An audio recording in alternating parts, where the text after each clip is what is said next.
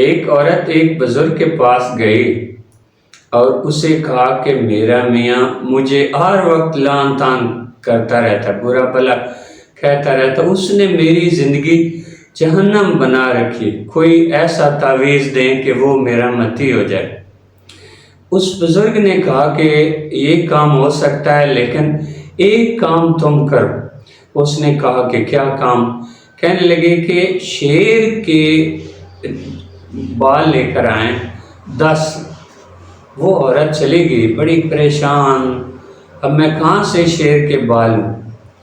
اسے خیال آیا اس کے گھر کے قریب ایک پارک تھا، وہاں چھوٹا سا پارک کے اندر چڑیا گھر تھا، اس میں ایک شیر بھی تھا۔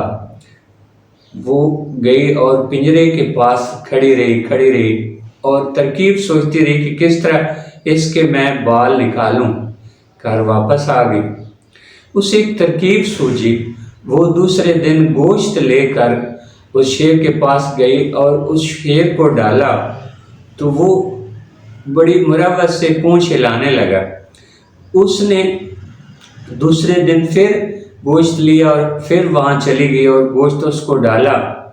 تیسرے دن پھر گئی اور آہستہ آہستہ جب وہ بیٹھ گیا شیر تو اس کے سر پہ پیار سے ہاتھ پھیرنے لگی۔ شیر نے بالکل کچھ نہیں کہا، اس نے اس کا ایک بال اکھیڑ لیا۔ پھر دوسرے دن پھر گوشت ڈالا اور اس کا ایک بال اکھیڑ لیا۔ اس طرح آہستہ آہستہ اس نے اس کے 10 بال نکال لیے۔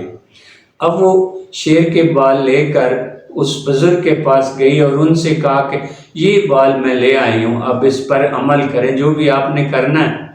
انہوں نے کہا او اللہ کی بندی، تم نے ایک درندے کو سدا لیا اور ایک انسان تو اس سے نہیں سدایا جاتا، تو پہلے اسے متی بنانے کے چکر میں اب اس پر دھیان نہ دے، تو اپنے آپ پر دھیان دے اور اسے اپنے محبت سے جس طرح تو نے شیر کو رام کر لیا ہے اس طرح اس کو بھی رام کر لے۔